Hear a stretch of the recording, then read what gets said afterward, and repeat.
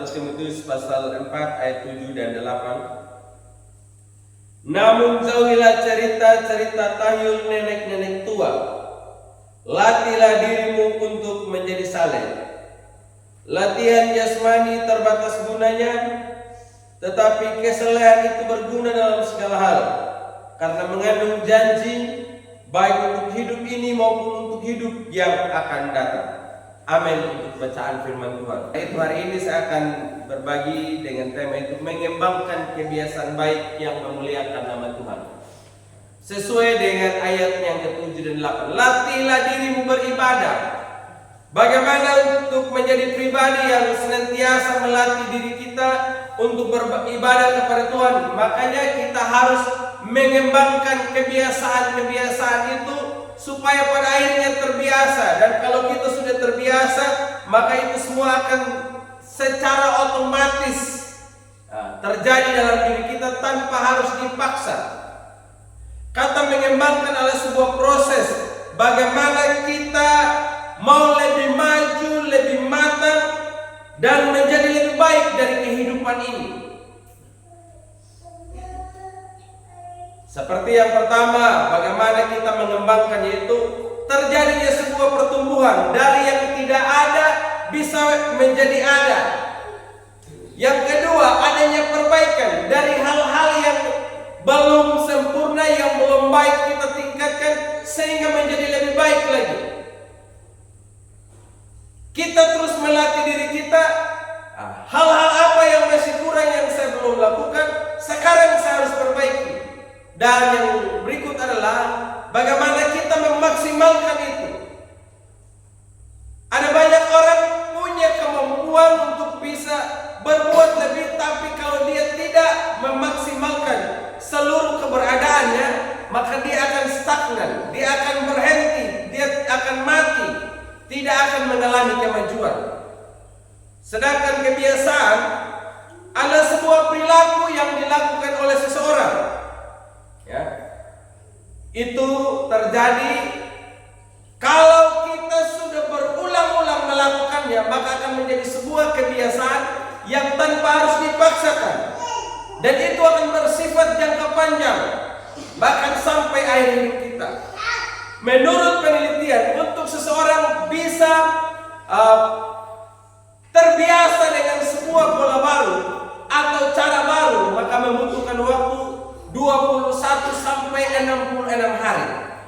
21 hari sampai 66 hari dia melakukannya secara berulang-ulang, maka pada akhirnya hal itu akan menjadi sebuah kebiasaan yang tanpa harus dipaksa. Saya kasih contoh saudara-saudara, bahwa untuk makan itu, pada waktu kita belajar makan itu pegang sendok aja setengah mati, sulit. Tetapi pada akhirnya ketika sudah terbiasa, maka tanpa harus dilatih, secara otomatis kita bisa makan. Bahkan kita makan di saat gelap pun juga bisa, ya, tanpa kita harus lihat mulut, tanpa harus kita lihat sendok, tanpa kita harus lihat makanan, secara otomatis kita bisa masukkan ke dalam mulut kita.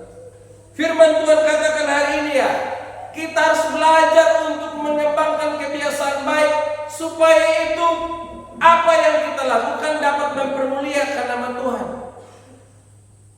Di sini secara khusus dia mengajarkan kita bagaimana melatih diri untuk beribadah.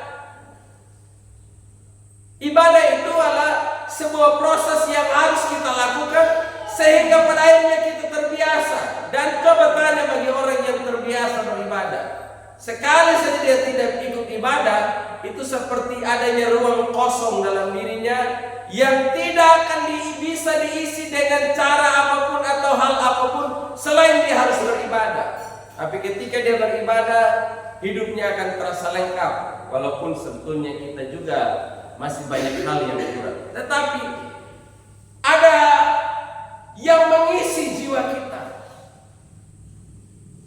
Makanya ada satu tulisan bilang begini, untuk bisa mengisi otak Anda, maka Anda harus belajar membaca buku setiap hari. Tapi untuk bisa mengisi jiwa Anda, maka harus saudara beribadah kepada Tuhan. Makanya firman Tuhan katakan, latihan badan itu terbatas gunanya, tetapi ibadah itu berguna dalam segala baik untuk hidup ini maupun hidup yang akan datang. Saya salut sama saudara. Setelah kita ikut acara Natal, Tahun Baru, hari ini saudara masih punya waktu untuk bisa datang beribadah kepada Tuhan. Tapi saudara-saudara yang lain, di mana mereka ini? Apakah mereka sakit? Apakah mereka punya alasan apapun? Ya, saya tidak persalahkan bagi anak sekolah yang sudah pulang kembali untuk sekolah, ya silakan, itu tidak masalah. Tapi kita ini yang lain bagaimana ini? Apakah kita ini warga Blok B tadi malam karena kita sudah terlalu banyak waktu ada di tempat pesta, kan? Nah, jangan sampai kita habiskan waktu di tempat pesta, kita bilang gacor-gacor, kau mabuk di situ, kita habiskan waktu urus makan, urus piring semua sampai pada akhirnya kita lupa beribadah kepada Tuhan. Bagaimana kalau kebiasaan seperti ini kita belajar untuk harus tinggalkan di tahun yang baru ini? Makanya kebiasaan itu ada dua hal. Yang pertama kebiasaan baik dan kebiasaan buruk. Dan kebiasaan buruk itu yang harus kita belajar tinggalkan. Kebiasaan baik, maka itu yang kita terus tingkatkan. Dari firman Tuhan yang kita belajar hari ini, paling tidak ada 4 hal yang saya ingin bagikan pada kita sekalian. Yang pertama, bagaimana kita mengembangkan kebiasaan yang semakin mempermuliakan nama Tuhan. Yang pertama adalah kita harus belajar berserah sepenuh kepada Tuhan. Kalau kita baca firman Tuhan di dalam kitab Amsal pasalnya yang ke-16 ayat yang ketiga, di situ firman Tuhan mengingatkan kita untuk menyerahkan segala perbuatan kita kepada Tuhan, maka segala rencana kita akan tercapai atau berhasil. Ternyata untuk bisa menjadi pribadi yang berserah kepada Tuhan, kita harus belajar berserah kepada Tuhan. Tapi kalau kita tidak belajar berserah kepada Tuhan, kita akan menjadi orang yang senantiasa mengandalkan kemampuan dan kehebatan kita. Tarasa maka, tarasa piu, tarasa hanggaring punya wadah makan lalu nunjutan. Karena mendata ajar ini bikin dah, dumana lapak huarnya hangar lagi. Tapi biasanya tak kali penimai, huar wikim lamun tawai, huar wikim lamun tawai. Mirin dola makrema yang tengah itu dulu. Yang irpayayama ulang tahun nyutah yang nau manaping pakarenya, ping handak padaun. Monong lemidi ubay, rambai monong lemidi. Nandula makone lemidi. Siapa kan nalun selama ini padang mandaun dan mandapedeling halamun tau, tapi huar wikim halamun tau, nakatak makone lemidi kadang. Tapi tonang panit tunun namping lapu panaw ang tau. Nah, tidak akan luai lah gereja, tidak akan ajar ini untuk bisa beribadah kepada Tuhan.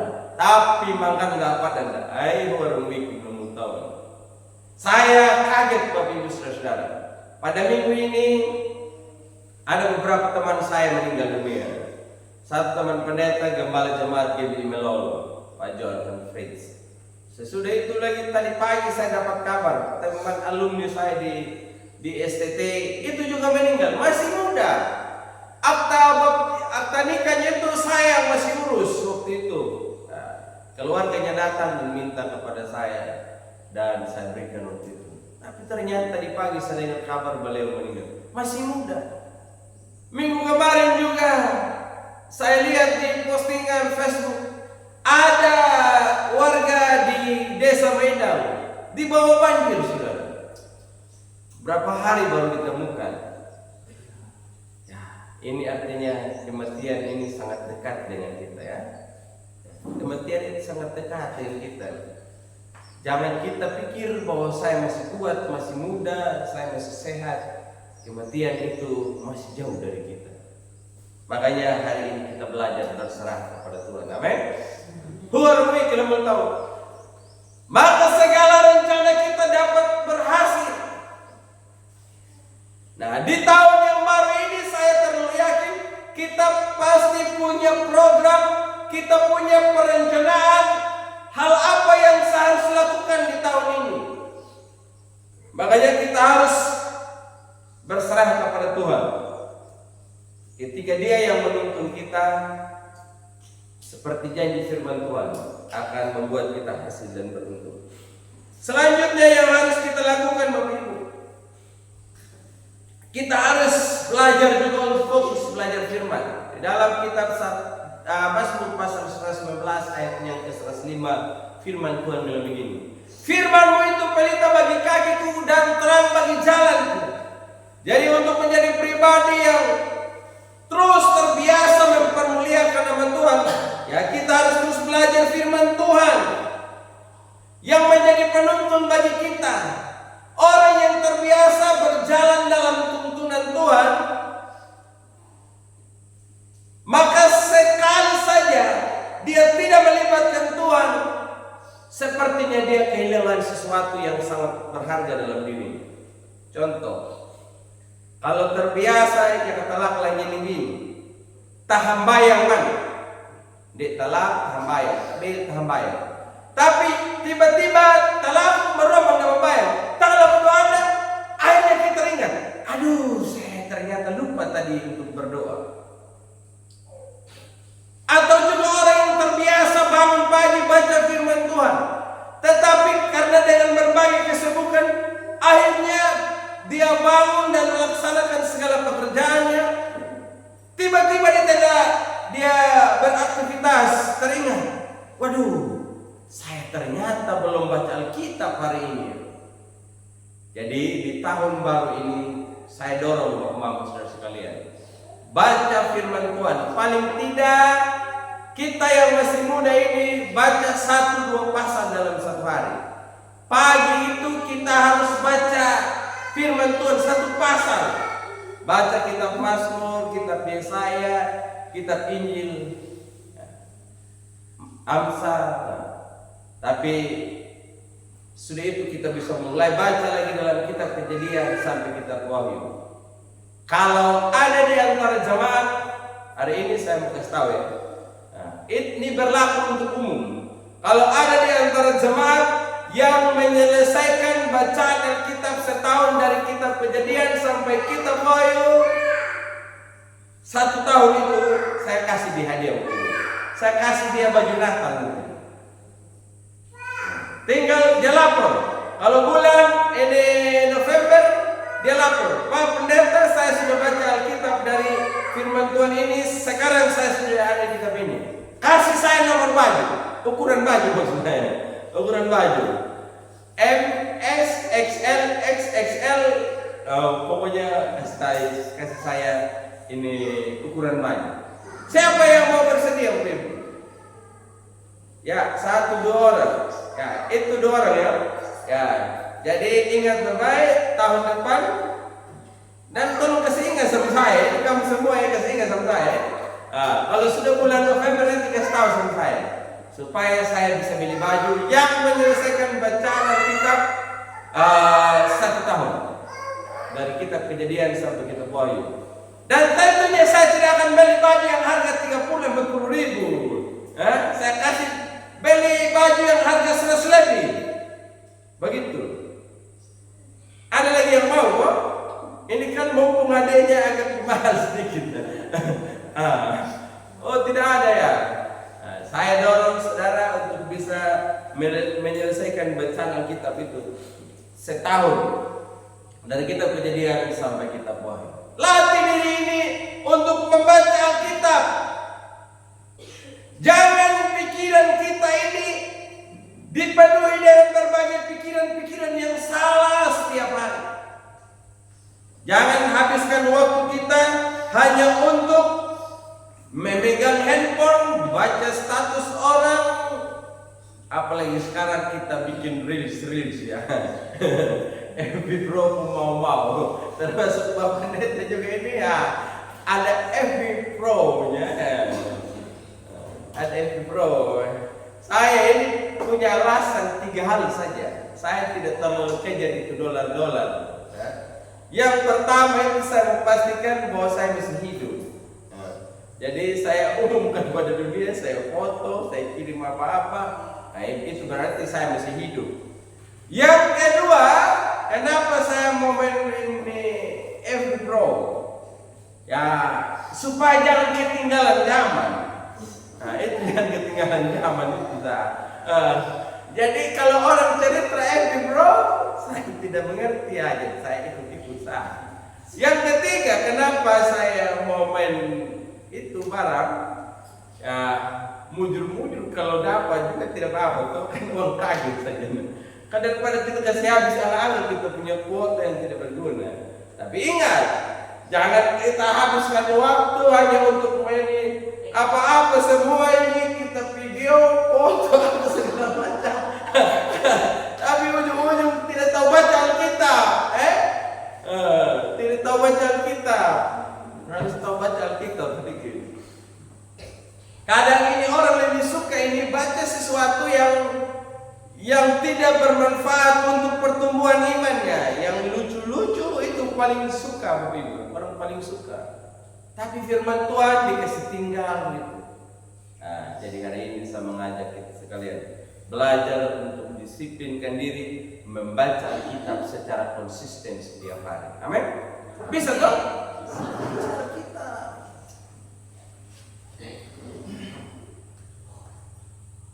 Saya terlalu yakin kalau saudara baca Alkitab di gereja ini akan lahir para ahli Taurat yang baru dan ini para imam yang hebat ya. Saya ini ada satu jemaat ini yang dulu saya pernah kasih audio apa itu yang ada Alkitab Kejadian sampai kita Wahyu. Tiba-tiba dia datang di rumah ibu. Ya cerita semua itu Alkitab ini dari Abraham memperanakan ini dia tahu semua ibu. Lalu dia tanya sama saya, Bapak Pendeta kau tahu anaknya dia? Dia bilang sudah.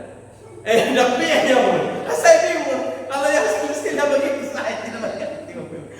Contoh yang kitab raja-raja, kitab Tawarik yang begitu. Saya itu kalau sudah masuk silsilah ini saya bingung ya. Kadang saya lewat Bapak ya. Nah, saya akui saya lihat yang hebat Bapak Ibu membaca Alkitab begitu. Saya mau supaya saudara-saudara juga demikian ya. Jadi kalau kita kumpul ini di satu pertemuan, kita ngomong firman Tuhan kan itu jauh lebih bagus karena otak kita sudah terisi semua dengan kebenaran. Daripada kita hanya omong kosong seperti firman Tuhan yang begini. Jauhilah tayung-tayung nenek-nenek tua. Itu pada waktu masih kita kecil dulu saya ingat. Sebelum kita tidur masih ada dongeng. Ini dongeng, ini dia cerita, bobo dia cerita. Dulu kan begini. Saya ada satu cerita yang saya masih ingat sampai sekarang ini. Cerita asal usul tembakau. Kamu yang rokok, kamu tahu kok asal usulnya tembakau? Tahu? Tidak tahu? Kamu belajar dari saya. Saya tahu itu. Itu menurut versinya yang ajar sama saya. Yang lain kan pasti punya versi yang berbeda lagi. Jadi firman Tuhan, jauhilah tayung-tayung. Kadang kalau kita dengar orang ini nawa mulai dulu makaramat ya Allah. Nah teh na pingi waktu dulu na pingi itu nda be ayu ada waktu walu ning mengianya dulu. Umawa dulu. Na pokok amang bergur na lenu makanu. Wow, nama dulu. Kita pating na kayo. Kira-kira na membangun iman ko tidak? Saudara, makanya firman Tuhan ajar kita. Ingat, latih diri untuk diisi dengan firman Tuhan setiap hari. Yang ketiga Bapak Ibu, bagaimana kita mengembangkan kebiasaan yang senantiasa mempermuliakan nama Tuhan. Kalau kita baca di dalam ayat yang ke-7 tadi katakan, latihlah dirimu beribadah. Nah, jadi latih diri beribadah. Jadi beberapa waktu lalu saya tanya, siapa yang alfa 5 kali, 10 kali? Nah, sekarang latih diri lagi untuk beribadah. Bagaimana supaya jangan bolong-bolong lagi? Latih diri juga berpuasa. Nanti kita ada puasa sama-sama di sini. Nah, setiap Jumat minggu pertama nanti Bapak Ibu kita akan ada 2 puasa di sini. bersama dengan ini global nasional kita akan adakan doa puasa. Setiap jam 4 sore kita ibadah, kita doa sama-sama, doa puasa bersama. Latih. Saya tidak tahu Pak, kita orang Muslim kan jadi kita harus berpuasa. Nanti kita belajar kenapa kita harus berpuasa. Sama juga, selain berpuasa, beribadah kepada Tuhan, baik di rumah pribadi, latih diri untuk beribadah. Mulai besok, Bapak Ibu di rumah kita mulai kembali ini masuk kembali dalam ibadah bersama di pagi hari. Karena hari ini selama ini kan kita libur toh, jadi libur juga. Jadi nanti kita akan ada ibadah bersama tiap pagi. Nah, selain itu kita yang melayani, kita mengembangkan potensi kita, talenta kita, karunia yang Tuhan berikan bagi kita, supaya semakin hari semakin lebih matang, menjadi lebih baik. Ya, saya dorong saudara-saudara yang punya kemampuan melayani. Ingat, terus asa itu. Pisau bagaimanapun dia tajam, kalau kita gunakan terus menerus tapi kita tidak pernah untuk asa sama dia, pasti dia akan tumpul. Tapi kalau kita senantiasa latih, kita asa terus, maka dia akan bisa menjadi pisau yang selalu bermanfaat. Mungkin kita bilang begini, aduh Pak, kalau saya pikir bisa punya rumah ini tidak bisa. Saya punya suami tidak mendukung, istri tidak mendukung, orang tua tidak mendukung, anak-anak tidak mendukung. Ya, dimulai dari diri kita ya, terbiasa untuk dekat dengan Tuhan. Latih diri kita sendiri. Akhirnya lama-lama kita ajak lagi keluarga kita. Ketika mereka sudah terbiasa, akhirnya hal itu akan menjadi sebuah kebiasaan yang baik. Jadi kita latih diri kita untuk beribadah setiap hari. Bukan saja ibadah lalu berminggu gereja malu. Kan saya lihat ada beberapa orang, dia tahu doa itu hanya pas kalau ada yang doa di gereja. Tapi di rumah dia tahu berdoa. Atau di sini jemaat semua sudah berdoa semua di rumah kok? Jangan sampai Bapak Ibu bangun pagi kita tidak berdoa, makan pun juga tidak tahu berdoa. Nah, jadi latih sudah sekarang ya. Selanjutnya, untuk menjadi orang yang terus mengembangkan dirinya sehingga menjadi pribadi yang senantiasa memuliakan nama Tuhan, maka kita juga harus membutuhkan komunitas, butuh rekan, butuh teman yang selalu menopang kita. Kita harus selalu bersinergi satu dengan yang lain. Jadi pilihlah orang-orang yang bisa mendukung saudara. Bergaulah dengan orang-orang yang tepat. Pikir selama ini ke teman pergaulan. Landau 2024 nggak mau di teman pergaulan. Kalau ternyata teman pergaulan itu adalah orang yang justru merusak hubunganmu dengan Tuhan, sekarang kau harus belajar tinggalkan mereka. Amin. Tapi sulit Pak. Ya memang sulit. Tapi kita belajar melatih diri kita lebih memuaskan hati Tuhan dibanding memuaskan hati sesama manusia. Orang yang kita bilang dekat dengan kita hari ini, lama-lama dia akan pasti pergi. Tetapi Tuhan itu selalu setia dengan saudara dan saya. Jadi cari orang-orang yang bisa mendukung saudara-saudara. Jadi kalau memang teman itu justru membuat kita semakin terpisah dengan Tuhan, ya lebih baik kita kasih tinggal mereka. Kalau teman itu justru membuat kita tidak setia lagi melayani Tuhan, tinggalkan mereka. Jangan bersahabat dengan mereka yang hanya menjadi perusak dalam hubungan kita. Makanya Rasul Paulus bilang begini, pergaulan yang buruk merusak kebiasaan yang baik. Tapi kalau kita punya teman pergaulan yang baik, maka kita akan memiliki kebiasaan yang baik dalam diri kita.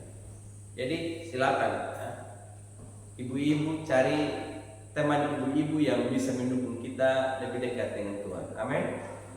bapak-bapak juga begitu ya, cari orang yang membuat kita semakin lebih setia dengan kita. Ini adalah pribadi yang saling menopang satu sama lain. Kita tidak bisa bekerja sendiri. Dan jangan kalah sendiri, saya sudah terlalu kuat, terlalu hebat, sehingga saya tidak butuh orang lain. Tidak, kita ini tidak bisa berbuat sendiri, Bapak Ibu. Saya punya satu cerita, kisah tentang tempayan yang retak. Tapi lebih sederhananya jeringin yang retak. Kan kita lebih lihat jeringin ya. Lihat jeringin yang retak. Ada seorang anak desa yang bekerja pada rumah seorang bos. Nalah penganggaji lah bos, dan pekerjaannya adalah pekerjaan rumah tangga. Tapi rumah itu jauh dari mata air, tidak ada air. Nah, dan bos ini bilang begini sama seorang yang jadi pembantu, pekerjaanmu masak-masak, timba air, bersihkan rumah semuanya. Oke, siap. Jadi orang ini tiap hari dia pikul ini jerigen ini 20 liter, 10 liter masing-masing jerigen. Ya, tiap hari dia pikul, pergi timba air. Nah, ternyata satu jerigennya, jerigen yang kehilangan, sehingga tidak bisa untuk menampung air dengan baik. Kalaupun waktu masih dari mata air, jerigen itu diisi penuh dengan air, tapi sepanjang perjalanan sampai di rumah nanti tinggal setengah bagian. Lalu dengan bergulirnya waktu, warna yang jerigen dan membinu ini dalam nama biar hanggar itu minum tuh.